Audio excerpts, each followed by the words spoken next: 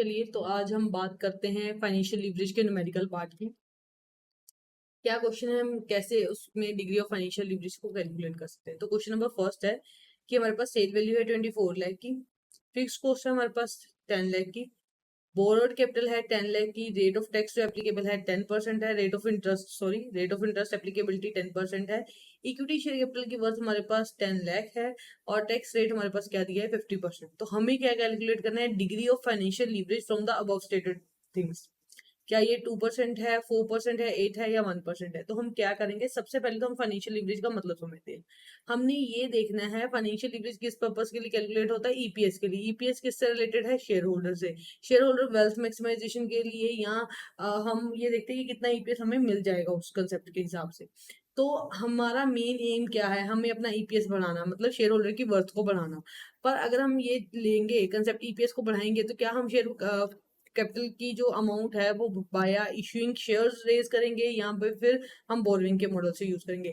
जो भी हम कॉम्बिनेशन यूज करते हैं डेट और इक्विटी का, उसके कंसेप्ट को बोलते हैं हम फाइनेंशियल लीवरेज। तो बेसिकली जब मैं लॉन्ग टर्म डेट की बात करूंगी तो ये इंटरेस्ट बेयरिंग डॉक्यूमेंट्स होते हैं, ठीक है। चाहे वो प्रेफरेंस शेयर हो या फिर लॉन्ग टर्म डेट की बात हो, इस पे एक फिक्स क्वांटम चार्ज होता है। तो इस कंसेप्ट को हम फाइनेंशियल और ट्रेडिंग लीवरेज भी बोलते हैं। अब इसकी कैलकुलेशन का कोई सेट स्टैंडर्ड फॉर्मूला नहीं है।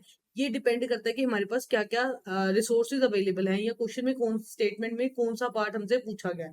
उसी बिहाफ पे हम फॉर्मूले की एप्लीकेबिलिटी को देख सकते हैं। तो अभी देखिए, फाइनेंशियल लीवरेज को कैलकुलेट करने के लिए कोई क्या क्या मेथड है। हमारे पास अगर डेट है, एसेट है, तो हम क्या करेंगे, total date by total asset करेंगे, तब भी हमारे पास फाइनेंशियल लीवरेज आएगी। अगर मेरे पास इक्विटी है इंस्टेड ऑफ एसेट ओनली, तो मैं क्या करूंगी, टोटल डेट बाय इक्विटी कर दूंगी। अगर मेरे पास EBIDTA है, मतलब कि earning before tax and amortisation of deposit, है, तो ये कंसेप्ट है।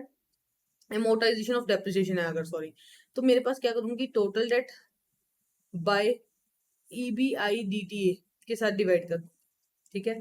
अगर मुझे ड्यू पॉइंट एनालिसिस करना है, जिसमें मुझे इक्विलेटर्स देखने हैं या इक्विटी मल्टीप्लायर्स देखने हैं, तो मैं क्या करूंगी, total asset by total equity करूंगी। अगर मेरे पास इंटरेस्ट कवरेज रेशियो है, तो मैं उसको किस हिसाब से सॉल्व करूंगी, मुझे EBIT तक की कैलकुलेशन करनी पड़ेगी, फिर मैं क्या देखूंगी, इंटरेस्ट एक्सपेंसेस। तो इस क्वेश्चन में इसके बिना एक और फॉर्मूला है, EBIT बाय EBT का कंसेप्ट, मतलब earning profit before interest and tax divided by earning profit before tax. इसमें से हमने इंटरेस्ट वाला कंसेप्ट हमने माइनस कर दिया। अब हमारे पास ये स्टेटमेंट थी, हमने डिग्री ऑफ फाइनेंशियल लीवरेज देखना है। तो देखो, हम अगर हम लास्ट वाला फॉर्मूला एप्लीकेबल करते हैं EBIT वाला, तो उसकी सारी फिगर्स हमारे पास अवेलेबल हैं, क्योंकि हमारे पास सेल भी है, वेरिएबल भी है, हमारे पास इंटरेस्ट का भी पोर्शन है, हमारे पास टैक्स का भी। तो हमारे लिए कौन सा फॉर्मूला फिजिबल है इसमें अप्लाई करने का, EBT का, earning profit before interest and tax. तो देखो, सबसे पहले हमारे पास क्या है, सेल। सेल कितने क्वांटम की है, 24 लाख, ठीक है। वेरिएबल कॉस्ट क्या है, 50% है, पर ये नहीं बताया किसके ऊपर है। 50% तो किसके ऊपर हम चार्ज करेंगे, इसके ऊपर, सेल के ऊपर। 24 लाख का 50% क्या आ गया मेरे पास, 12 लाख।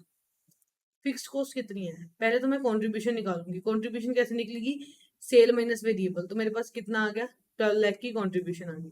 अब मैंने क्या माइनस करना है, फिक्स कॉस्ट। फिक्स कॉस्ट कितनी है मेरे पास, 10 लाख है। तो मेरे पास EBIT कितना आ जाएगा, EBIT आ जाएगा मेरे पास 2 लाख का, ठीक है। अब मेरे पास देखो, इंटरेस्ट के क्या चार्जेस है। इंटरेस्ट कितना है मेरे पास, 10 लाख के डिबेंचर बोरोड है एट द रेट ऑफ 10%। तो 10 लाख, देखो 10 लाख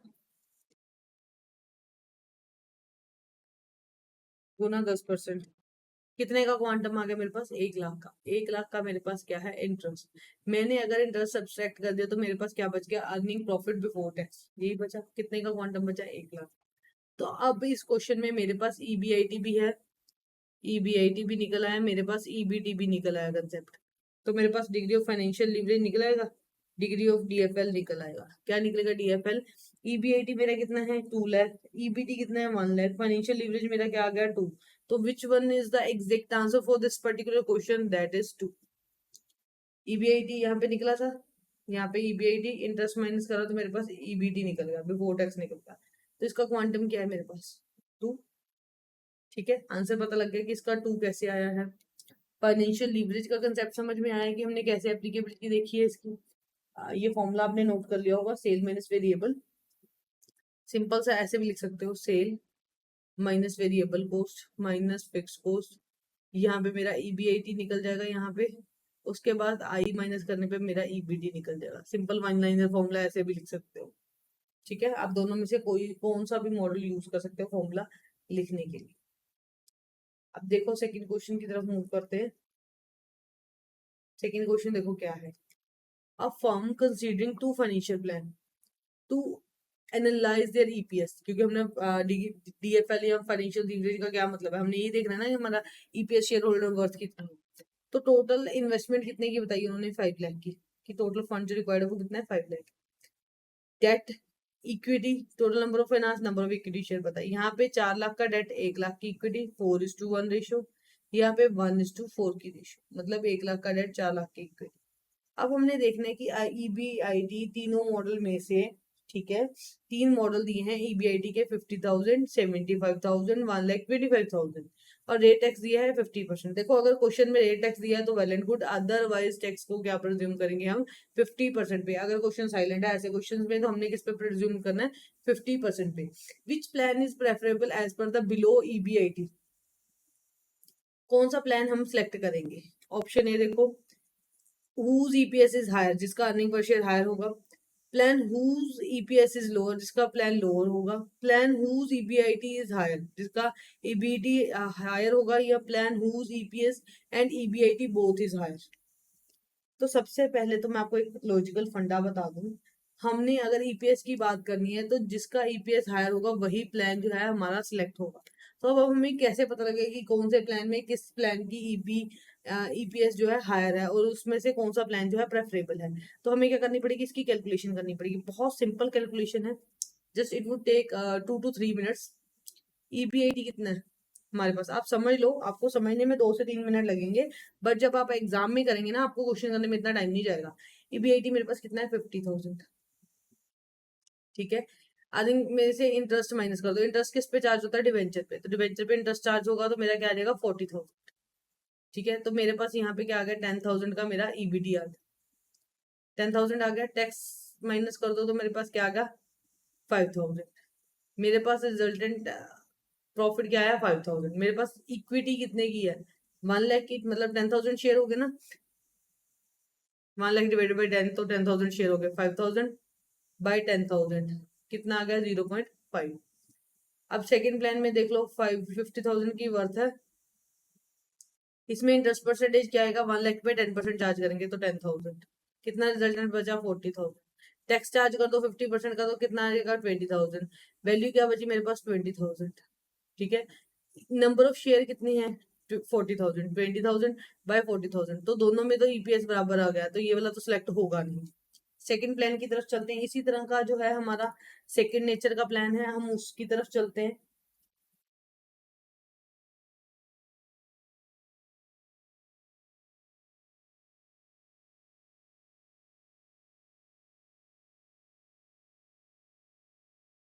जहाँ पे आपको ऑप्शन लिखने के लिए भी आ सकते हैं। ठीक है,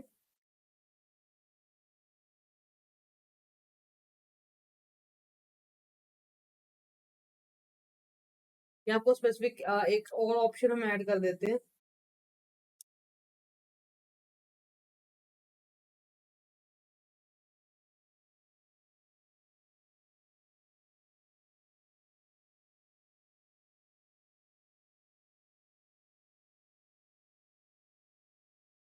ठीक है, ऐसे ऑप्शन ऐड कर देते हैं हम इस क्वेश्चन में। अब देखो सेकंड प्लान के लिए 75,000 और 125 के लिए हम फटाफट से कैलकुलेशन करते हैं। अगर मैं 75,000 की कैलकुलेशन की बात करूं तो पहले में कितना मेरे पास इंटरेस्ट आ जाएगा, 40,000 का। तो मेरे पास फिगर कितनी बच रही है, 35,000 की। 35,000 का 50% टैक्स चार्ज करूंगी, 17,500। तो मेरे पास फिगर क्या बचेगी, 17,500। और इसको 10,000 से डिवाइड करने पर क्या ईपीएस आएगा, 1.75। पहले में मेरा ईपीएस आया 0.5, 0.5 बोथ, इसमें आया मेरा 1.75। नेक्स्ट वाले में देखो, नेक्स्ट टर्म में क्या आएगा, 75,000 प्लस 10,000, तो मेरा आ गया 65,000। तो यहाँ पे आ गया मेरा 32,500, 32,500 डिवाइडेड बाई 10,000। ये हमने करा ना 40,000। देखिए इसमें हमने क्या करना, क्वेश्चन को चार्ट में पुट कर लेना। सेम सिमिलर पॉइंट है, एक बार हमने इंटरेस्ट देख लिया। मैं यहाँ पे कैलकुलेशंस लिख देती हूँ ताकि आपको इजीली समझ आ जाए। प्लान 1 में जो है इंटरेस्ट की परसेंटेज है हमारी 40,000, दूसरे में है 10,000। ठीक है, प्लान 2 में उसके बाद इक्विटी शेयर है, इसमें 1 लाख, इसमें है 4 लाख। नंबर ऑफ इक्विटी है 10K, यहाँ पे है 40K। ठीक है, तो अब इस हिसाब से हमने क्वेश्चन सॉल्व करना। पहले हमने 10% लेस कर दिया, इंटरेस्ट लेस कर दिया, तो मेरे पास ये वैल्यू बच गई। फिर मैंने क्या करा, टैक्स डिडक्ट करा 50%, तो मेरे पास रिजल्टेंट ईबीटी ये आ गया। अब मेरे पास क्या वैल्यू है, 32,500 की, और नंबर ऑफ इक्विटी शेयर कितने हैं मेरे पास, 40,000। देखो 32,500 डिवाइडेड बाई 40,000, तो मेरे पास क्या ऑप्शन आ गया, 0.8125। 0.8125 ये मेरे पास वैल्यू आ गई प्लान 2 की। अब मैं देखूंगी प्लान 3 में 1,25,000 वाले का क्या कंसेप्ट है।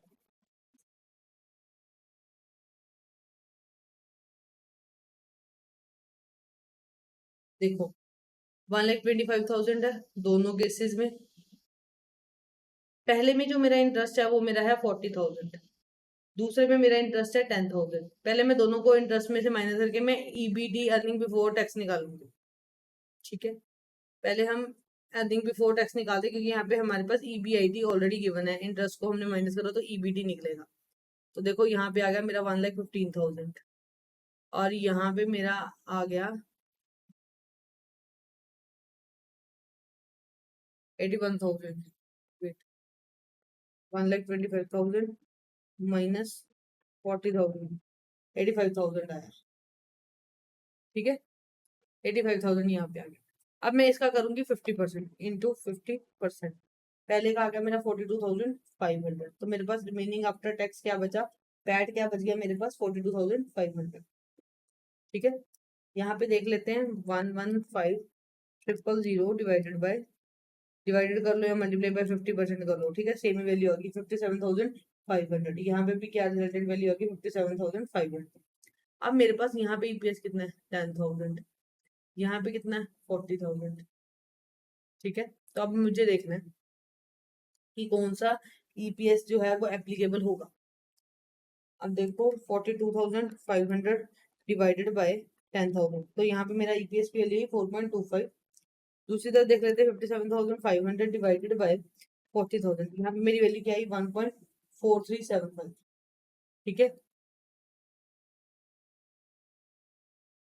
वैल्यू ड्राइव होगी, वैल्यू ड्राइव होगी हमारे पास। अब हमने ये देखना है कि किसका ईपीएस हायर है, 4.25, और यहाँ पे आ गया 1.475। ये तीन प्लान के ईपीएस आ गया। अब देखो सबसे हाईएस्ट वैल्यू क्या है, सबसे पहले लोएस्ट आइडेंटिफाई कर लो, तो 0.5 सबसे लोएस्ट है। अब सबसे हाईएस्ट आइडेंटिफाई करो, यहाँ पे भी 0.5 है, यहाँ पे 1.75 है, यहाँ पे है 0.8125, यहाँ पे है 4.25, यहाँ पे है 1.475। तो हायर ईपीएस किस में है, 4.25 में। तो ये कौन से प्लान का है, 1,25,000 का। तो प्लान का नेचर क्या है, प्लान का नेचर है प्लान फर्स्ट, तो इसका आंसर क्या आ जाएगा, plan 1 at the rate of 1,25,000। मतलब हम किस प्लान को रेफर करेंगे, जिसका ईपीएस हायर है, ईपीएस तो हायर है। ठीक है, तो इसमें ऑप्शन क्या आ जाएंगे हमारे पास, ए एंड ई ऑप्शन जो है करेक्ट है इन दिस पर्टिकुलर सेंस। तो हमारे पास जो इसमें मल्टीपल चॉइस ऑप्शन दिए होंगे कि कौन सा करेक्ट है, EPS higher plan 1 and 1 at the rate of 25,000, plan 2 at the rate of 1,25,000। तो हमारे पास दो ऑप्शन करेक्ट है, एक तो जिसका ईपीएस हायर है हमें उसे कंसीडर करना है। तो ये किस नेचर में फॉल करा, 1,25,000 वाले में। ठीक है, तो ये जो है इसका एग्जैक्ट आंसर है। होप ये वाला कंसेप्ट आपको समझ आया, यहाँ तक का कंसेप्ट समझ में आ गया आपको। तो यहाँ तक का कंसेप्ट आपको समझ में आ गया कि कैसे हम क्वेश्चन को सॉल्व कर सकते हैं। आपको इस नेचर के भी क्वेश्चन आ सकते हैं प्रैक्टिकल, कि आपको पूछा होगा कि क्या क्या कंसेप्ट आपको दिया है, तो आपको ईपीएस कैलकुलेट करना है। अगर तो नॉर्मल क्वेश्चन आया, कई बार क्या करता है एग्जामिनर आपको कंफ्यूज करने के लिए बहुत लंबी सारी कैलकुलेशन दे देता है।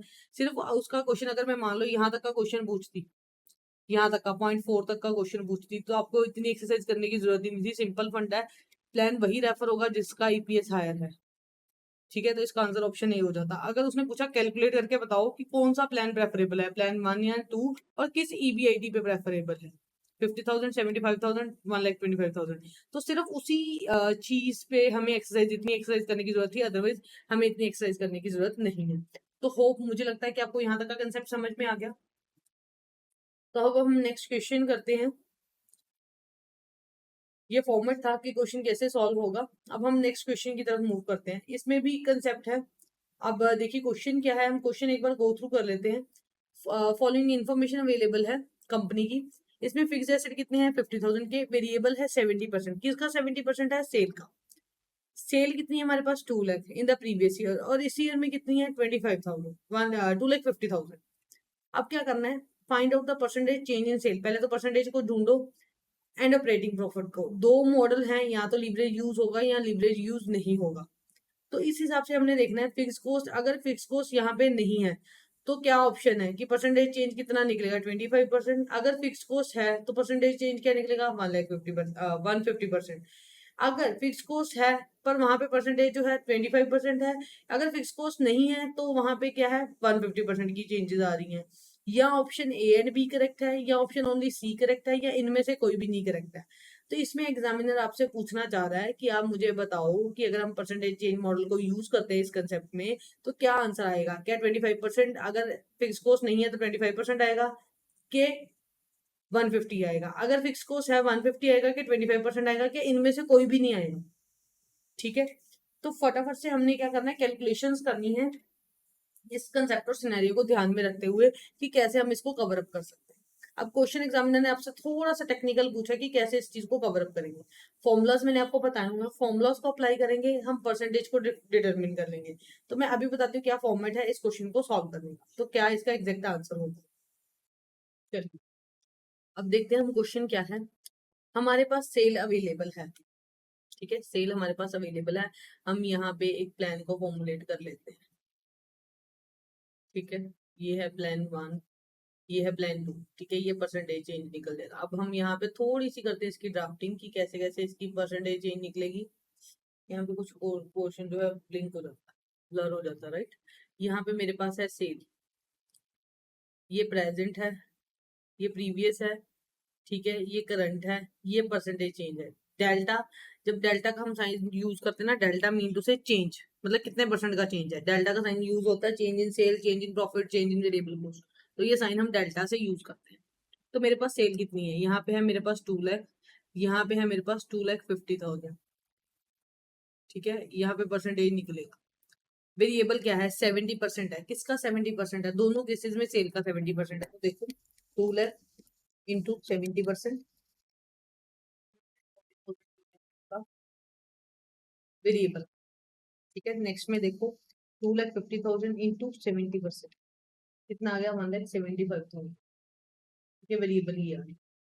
अब कॉन्ट्रीब्यूशन क्या आएगा, इन दोनों का डिफरेंस, सेल माइनस वेरिएबल, तो कॉन्ट्रीब्यूशन की इक्वल हो जाता है 170 माइनस 2,50,000, 2,50,000 माइनस 1,75,000, वेट 2,50,000 माइनस 1,75,000, ये मेरे पास कितना है 75,000 की कॉन्ट्रीब्यूशन आ गई। ठीक है, इस केस में देखते हैं 2 लाख माइनस 1,40,000, कितने की आ गई 60,000। ठीक है, तो अब हम पहले परसेंटेज चेंज को आइडेंटिफाई करते हैं। अब हम यहाँ पे देख लें, पहले इन दोनों का डिफरेंस निकालेंगे फिर परसेंटेज। 2 लाख और 2,50,000, तो डिफरेंस कितना आ गया मेरे पास 50 के। 140 175, कितना डिफरेंस आ गया 1,75,000 माइनस 1,40,000, कितने का डिफरेंस आ गया 35 के। इन दोनों का कितना डिफरेंस है 15 के का। अब हम निकालेंगे परसेंटेज। तो सेल परसेंटेज देखो क्या है, डेल्टा कितने का चेंज आया 50,000 का, ओरिजिनल कितनी थी मेरे पास 2 लाख, तो देखो परसेंटेज निकालेंगे 50,000 डिवाइडेड बाई 2 लाख इंटू 100, कितने का चेंज आ गया यहाँ पे 25% का सेल में चेंज आया। सेकंड क्लोज देखो वेरिएबल कॉस्ट, वेरिएबल कॉस्ट कितनी है मेरे पास 35 के की है। 1,40,000 के जो है हमारे पास वर्थ थी, तो देखो 35,000 डिवाइड बाई 1,40,000 इंटू 100, कितने परसेंट का चेंज है 25% का। नेक्स्ट देखते हैं, ये हमने पहला कंसेप्ट करा जहां पे फिक्स कॉस्ट नहीं थी। ठीक है, फिक्स कॉस्ट नहीं थी, ये हमने कंसेप्ट करा। तो चलो देखो लास्ट में कितना चेंज है 15,000 का चेंज था। बेसिक फिगर क्या है हमारे पास 60,000 इंटू 100 कर लो, कितना आया 25%। अब एक कंसेप्ट तो हमारा सॉल्व हो गया कि जो अगर फिक्स्ड कॉस्ट नहीं है, फिक्स्ड कॉस्ट नहीं है तो 25% वाली क्लोज एप्लीकेबल है। तो ये ढूंढो कहाँ पे था। If fixed cost are not there then the percentage change is 25%, ये तो हमें पता लग गया। अब बोथ ए एंड बी में भी यही है, तो देखो ऑप्शन सी तो हो गया गलत, क्योंकि इसने दिया अगर फिक्स कॉस्ट नहीं है तो 150 है, तो ऑप्शन सी हमारे पास हो गया गलत। ठीक है, तो नन ऑफ अबव वाला भी गलत हो गया। अब हमारे पास बचे ऑप्शन 3, क्योंकि ओनली सी, अगर सी वैसे इंडिविजुअल में भी गलत है और ओनली सी भी गलत है। ठीक है, तो अब हमारे पास क्या बचा, option A and option B, both A and B और ऑप्शन बी। अब इनमें से एक तो हमने प्रूव कर लिया कि हाँ जी ये चीज है। अब हम करते हैं नेक्स्ट प्रूफ। यहां तक हमने कंट्रीब्यूशन तक प्रूव कर लिया था इसको कि 60 के हमारी कंट्रीब्यूशन है, इसकी है हमारे पास 70 के की कंट्रीब्यूशन। अब देखो, अब वो कहता है कि फिक्स एक्सपेंसेस क्या है। क्वेश्चन जब हमने शुरू करा था सबसे ऊपर लिखा था फिक्स कॉस्ट क्या है, मेरी 50 के की फिक्स कॉस्ट है। ठीक है, if fix cost are there, अगर 50,000 की फिक्स कॉस्ट है तो यहाँ पे क्या आ गया मेरा 10 के, यहाँ पे क्या आ गया मेरा 25 के। ये क्या है, दोनों का डिफरेंस कितना आया मेरे पास 15 के का। ठीक है, अगर फिक्स कॉस्ट है तो उसके बाद मेरे पास डिफरेंस क्या आया, ईबीआईटी में क्या आया मेरे पास 15 के। 15 के में कितनी परसेंटेज चेंज हुई 10 के की, कितने के हिसाब से 100 के हिसाब से। अब मुझे फिगर ड्राइव करनी है। देखो 15,000 डिवाइडेड बाय 10,000 इंटू 100, कितने परसेंट का चेंज आया 150 का। ठीक है, अगर टैक्स चार्जेस होंगे, फिक्स एसेट चार्जेस होंगे, तो मेरे पास कितने परसेंट का चेंज आएगा 150 का। मतलब कि ऑप्शन ए भी ठीक है, ऑप्शन बी भी ठीक है। तो ये किस जगह दिया हुआ है, ऑप्शन डी में। ठीक है, तो इस क्लोज के लिए, इस क्वेश्चन के लिए क्या होगा, दोनों के दोनों ऑप्शन जो है हमारे करेक्ट हो जाएंगे। ठीक है, पता लग गया कैलकुलेशन कैसे करनी, बहुत सिंपल सा फॉर्मेट है। Hardly it would take 2 minutes to make a proper format.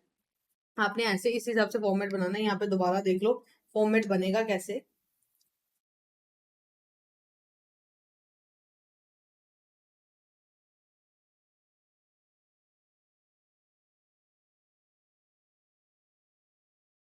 यहाँ पे हमारा आएगा इस तरफ, हमारा पहले लिख लो प्रीवियस ईयर में क्या है, यहाँ पे लिख लो आपका करंट ईयर में क्या है, यहाँ पे लिख लो आपका डिफरेंस क्या है। ठीक है, यहाँ पे आप लिख लो परसेंटेज चेंज क्या है, और यहाँ पे क्वांटम क्या है, सेल है, वेरिएबल है, कंट्रीब्यूशन है, फिक्स्ड है और ईबीआईटी है। ठीक है, तो प्रेजेंट में मेरे पास क्या था 2 लाख, यहाँ पे था 2.50 यहाँ पे था, तो मेरे पास डिफरेंस कितने का है 50 का। परसेंटेज क्या है 25, कैसे निकली ये, यहाँ पे ना आप ऐसा करो, ये वाली कॉलम को रब करके ना इसमें लिखो कि फॉर्मूले में कैलकुलेशन कैसे हुई है। 25% कैसे ड्राइव हुआ, 50 डिवाइडेड बाई 2 इंटू 100। ठीक है, इस तरफ आप लिख लो क्या क्या वैल्यूज हैं इसकी।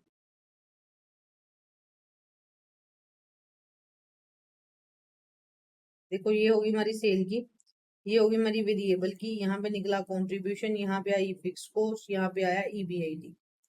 ठीक है, अब देखो ये फॉर्मेट हो गया इजी। अब देखो वेरिएबल क्या था, 140 इसका था, 175 इसका था, डिफरेंस कितने का आया 35 का। यहाँ पे परसेंटेज कितनी आई 25, कैसे 35 बाई 140 इंटू 100। अब नेक्स्ट देखो, यहाँ पे डिफरेंस 60, यहाँ पे डिफरेंस 75, ये क्या है ना, देखो 250 इंटू 70%। ठीक है, यहाँ पे आया 75, यहाँ पे डिफरेंस कितना है 15 का, तो यहाँ पे परसेंटेज कितनी है 25, कैसे 15 बाई 60 इंटू 100। यहाँ तक का टैक्स था, तो यहाँ पे हमारा 25% का चेंज आया, जो हमारी फर्स्ट क्लोज एप्लीकेबल होगी। अब देखो 50 के यहाँ पे, 50 के यहाँ पे, तो इसमें से इसको माइनस करा, यहाँ पे 0 आ गया, इसमें से इसको माइनस करा, यहाँ पे आया 10, यहाँ पे आया 15, तो डिफरेंस कितने का आया 15 का है ना, यहाँ पे 25 आया तो यहाँ पे आया 15 का डिफरेंस। अब कितने परसेंट आया 150, कैसे आया 15 बाय 10 इंटू 100। ठीक है, तो 150 का डिफरेंस आ गया।